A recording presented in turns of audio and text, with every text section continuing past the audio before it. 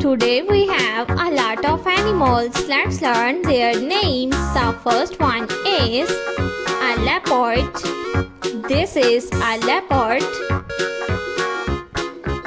The next animal is a zebra. This is a zebra. The next one is a cow. This is a cow. The next animal is giraffe. This is giraffe. The next animal is elephant. This is elephant.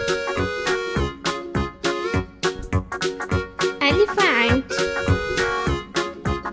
The next one is a deer. This is a deer. The next animal is a cow. This is a cow. A tiger. This is a tiger. The next animal is a cat. This is a sheep.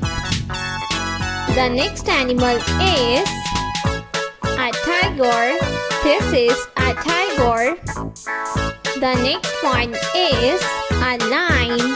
This is a lion. The next animal is a zebra. This is a zebra.